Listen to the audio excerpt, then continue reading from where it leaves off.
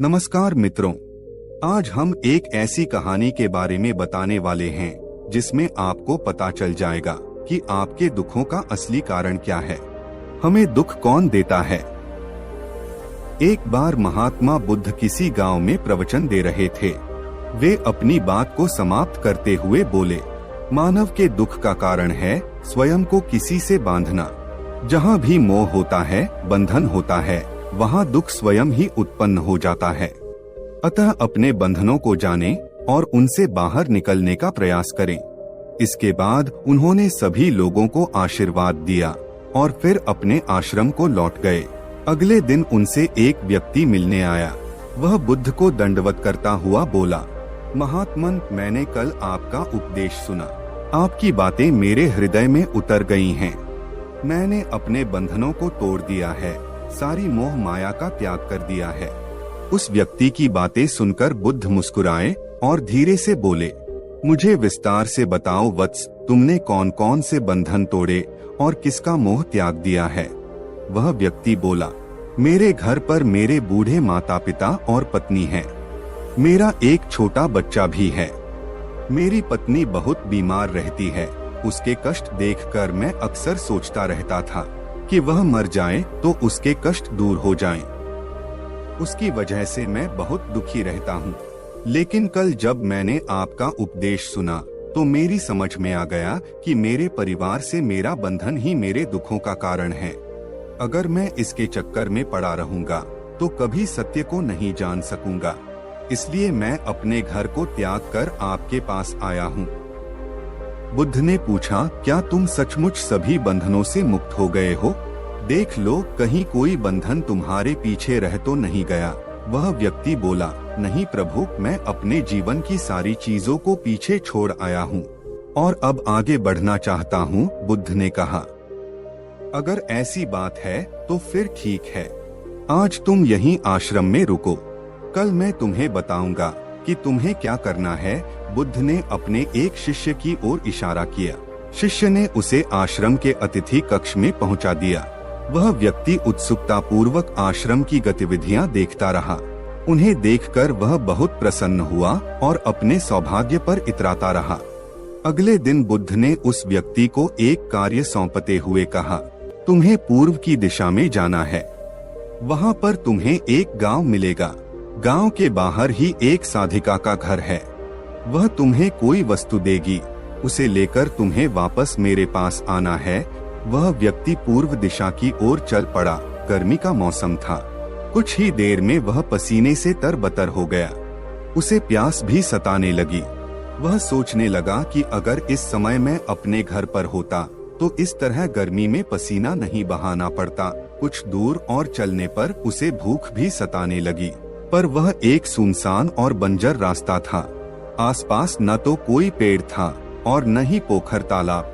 वह पुनः सोचने लगा कि अगर मैं इस समय अपने घर पर होता तो अपनी पत्नी के हाथ का बना स्वादिष्ट भोजन कर रहा होता। पता नहीं क्यों बुद्ध ने मुझे गर्मी में इतनी दूर भेज दिया। काफी देर तक चलने के बाद वह व्यक्ति गांव में जा पहुंचा। गांव के बाहर ही एक घर बना हुआ था। उसने दरवाजे के पास पहुंचकर उसे धीरे से खटखटाया। दरवाजे को एक साधिका ने खोला। उसके चेहरे पर एक अद्भुत तेज था। वह व्यक्ति उसे देखकर मंत्रमुग्ध हो गया। साधिका ने उसे अभिवादन करते हुए कहा, मैं जानती हूँ कि आपको बुद्ध ने भेजा है। आप अंदर आ जाएं। वह व्यक्ति घर के अंदर चला गया। साधिका के कहने पर उसने पानी से हाथ मुंह धोया और एक चटाई पर बैठ गया। साधिका ने उसके सामने भोजन की थाली रख दी। वह जल्दी जल्दी भोजन करने लगा। अचानक उस व्यक्ति की नजर साधिका के पैरों पर पड़ी। उसके पैर बहुत सुंदर थे। वह उन्हें देखता ही रह गया। तभी साधिका ने उसका ध्यान भंग किया। वह बोली, जिस व्यक्ति को बुद्ध के चरणों में स्थान मिल जाता है फिर उसे किसी अन्य के चरणों की आवश्यकता नहीं पड़ती। साधिका की बात सुनकर वह व्यक्ति लज्जित हो गया और नजरें नीची करके चुपचाप भोजन करने लगा। भोजन करने के बाद साधिका ने कहा, आप बहुत दूर से आए हैं, थक गए होंगे, यहीं चटाई पर लेट जाएं, मैं पंखा कर दूंगी। वह व्यक्ति बहुत थका हुआ था। वह चटाई पर लेट गया और अपनी आंखें बंद कर ली। साधिका उसे पंखा करने लगी, पर लेटने के बाद भी उस व्यक्ति को चैन नहीं आया। उसने धीरे से अपनी पलकों को खोला और चोर नजरों से साधिका को देखने लगा। वह सोचने लगा, यह स्त्री कितनी सुंदर है, इसकी वाणी कितनी मोहक है। अगर यह मेरी पत्नी होती तो मेरा जीवन स्वर्ग बन जाता। साधिका इसके मन की बात समझ गई। वह बोली, शरीर में कुछ नहीं रखा है, यह केवल मांस, मज्जा और अस्थियों का जोड़ है। जो व्यक्ति इसके आकर्षण से मुक्त हो जाता है वही सत्य को प्राप्त कर पाता है। यह सुनकर वह व्यक्ति घबरा गया। वह चटाई से उठ बैठा और बोला, अब मुझे बुद्ध के पास जाना चाहिए। कृपया आप मुझे वह सामान दे दें जिसके लिए बुद्ध ने कहा था। साधिका ने मुस्कुराकर जवाब दिया, बुद्ध ने आपको जिस कार्य के लिए भेजा था वह पूर्ण हो चुका है। साधिका की यह बात उस व्यक्ति को समझ में नहीं आई। वह दरवाजे की ओर बढ़ चला। दरवाजे के पास पहुंचकर वह एक क्षण के लिए रुका और पलटकर बोला, क्या आप अंतर्यामी हैं? आपने मेरे मन की बातें कैसे समझ ली? वह स्त्री मुस्कुराते हुए बोली, बुद्ध की कृपा से मैं मोह माया से ऊपर उठ चुकी हूँ, इसलिए भावनाओं से निर्लिप्त हूँ और किसी के चेहरे को देखकर उसके मन में उठने वाले विचारों को समझ लेती हूँ। उसकी बातें सुनकर वह व्यक्ति एक बार पुनः लज्जित हुआ और सोचने लगा कि जिस स्त्री ने सच्चे मन से मेरा सत्कार किया, मैं उसके बारे में क्या क्या सोचता रहा। उसके बाद वह बुद्ध के आश्रम की ओर लौट पड़ा। आश्रम में पहुंचकर वह व्यक्ति बुद्ध के चरणों में गिर पड़ा और बोला, महात्मन, मुझे क्षमा कर दें, मैं बड़ा पापी हूँ। उसकी बात सुनकर बुद्ध मुस्कुराए और बोले, मैंने तुम्हें साधिका के पास इसीलिए भेजा था ताकि तुम अपने आप को देख सको। अब मुझे बताओ, क्या तुम सचमुच मोह और बंधन को त्याग चुके हो? वह व्यक्ति कुछ नहीं बोला।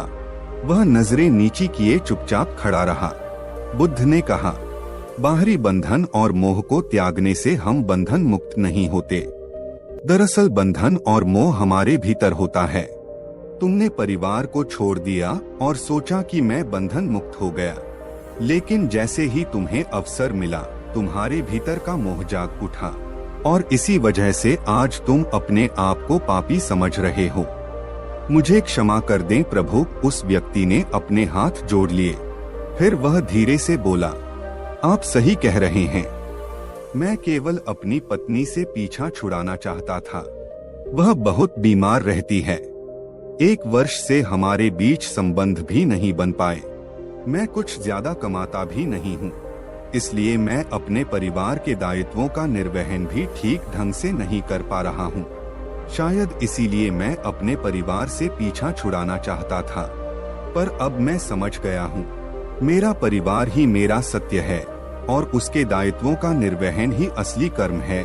बुद्ध बोले, मैं जो कुछ भी कहता हूँ वह अपने अनुभव के आधार पर कहता हूँ।